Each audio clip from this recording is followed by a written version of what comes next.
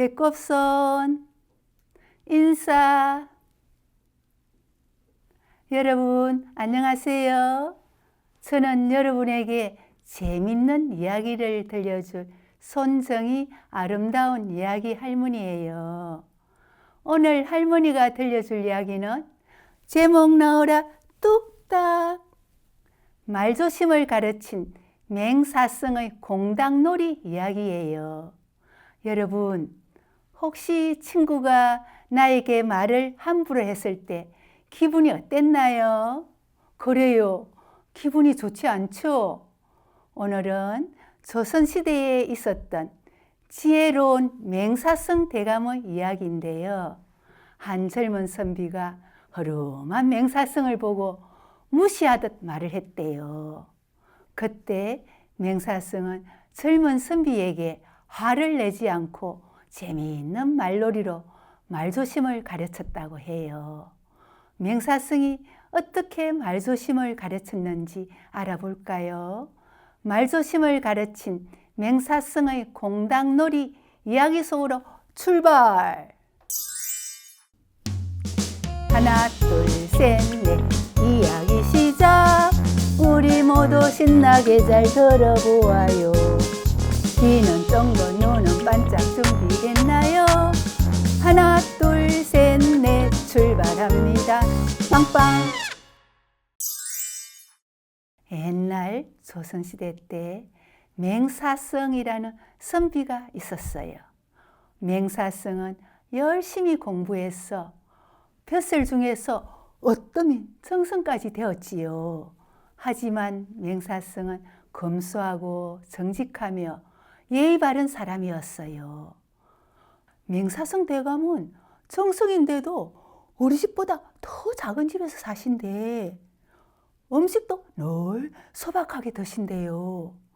아유, 나는 그분이 비단 옷 입으신 걸 한 번도 못 봤다니까. 정말 대단하신 분이야. 사람들은 모두 그런 맹사성을 존경했어요. 그러던 어느 날이었어요.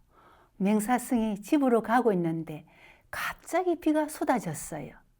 주위를 둘러보던 맹사성 눈에 주막이 보였지요. 잘됐다. 저 주막에서 쉬어가야겠어. 맹사성은 얼른 주막으로 들어갔어요. 주막은 사람들로 북적북적했어요. 저런 앉을 자리도 없네. 맹사성은 혹시 자리가 있을까 하면서 기웃기웃 살폈지요. 그런데 젊은 선비가 자리를 몽땅 차지하고 앉아 있었어요. 데리고 온 하인들까지 빈틈없이 쭉 긁어앉아 있지 뭐예요. 다른 사람은 생각하지도 않는군. 맹사성은 들으라고 일부러 헛기침을 했어요. 젊은 선비는 그제야 맹사성을 헐깃 쳐다봤어요. 허름한 맹사성의 옷차림을 이 아래로 훑어보고는 빈정거리며 말했지요. 홀딱 젖으셨구려. 어쩌다가 그리 비를 맞았소? 비가 오는데 피할 자리가 없으니 비를 맞지요. 맹사성의 대답에 젊은 선비는 화가 났어요. 이 시골 늙은이를 좀 놀려줘야겠군.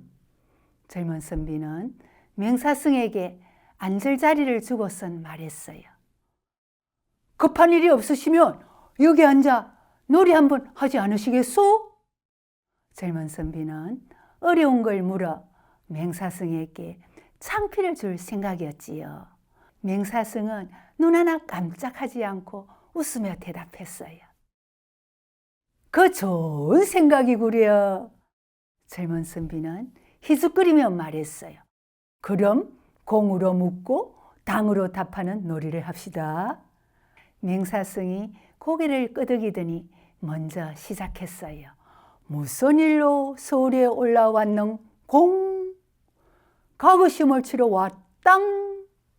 젊은 선비가 곧바로 대답했지요.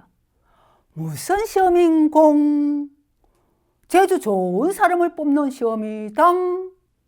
젊은 선비는 의기양양하게 말했어요.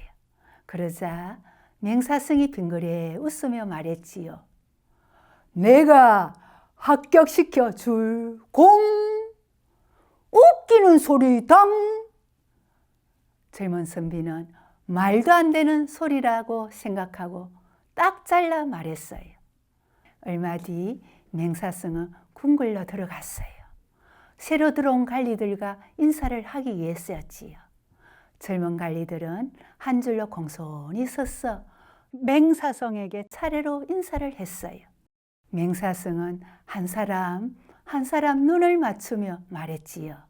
내 일처럼 나란 일을 열심히 해야 하네. 항상 명심하게나. 예. 관리들은 고개를 깊이 숙였어요. 나라의 최고 벼슬인 정성이 하는 말이니까요. 그때 맹사성 눈에 띄는 관리가 있었지요. 얼마 전 주막에서 공당놀이를 했던 젊은 선비였어요. 맹사성은 젊은 선비에게 다가가 물었어요. 어찌 여기 있는 공? 젊은 선비는 그 소리를 듣자 하들짝 놀라 고개를 들었어요. 바로 앞에 정성 맹사성이 웃으며 서 있었지요. 젊은 선비는 금세 얼굴이 파래졌어요. 시골 늙은이가 그 유명한 맹사성 정성이었다니 나는 이제 죽었구나. 젊은 선비는 바닥에 넙죽 엎드렸어요. 죽어 마땅합니다. 하하하. 그 모습에 맹사성은 큰 소리로 웃었어요. 옆에 있던 사람들은 궁금해서 다들 눈이 둥그레졌지요. 맹사성은 주막에서 있었던 일을 사람들에게 말해 주었어요. 아이고 그런 일이. 허허허. 모두 맹사성과 함께 큰 소리로 웃었어요. 젊은 선비는 창피해서 얼굴이 빨개졌지요. 그 후로 잘못을 깨달은 젊은 선비는 절대로 외모와 차림새로 사람을 판단하지 않았어요. 말도 함부로 하지 않고 행동도 늘 조심했지요. 젊은 선비는 맹사성을 넓고 깊은 마음을 본받아 아주 훌륭한 관리가 되었답니다. 여러분, 할머니가 들려준 이야기 잘 들었나요? 맹사성이 젊은 선비와 공당놀이를 했는데 이 말놀이를 통해 무엇을 가르쳤나요? 네, 젊은 선비에게 말조심을 가르쳤지요. 조심하는 것은 잘못이나 실수가 없도록 신경을 쓰는 것을 말해요. 이것은 다른 사람을 존중하는 마음에서 나오죠.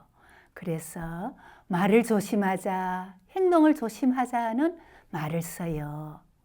또 감기 조심해, 길을 걸을 때 조심해 등 마음에 새겨 주의하는 것도 조심하다를 쓴답니다. 여러분, 맹사성 대감이 집으로 가다가 갑자기 비가 내려 비를 피한 곳이 있었죠? 거기가 어디일까요?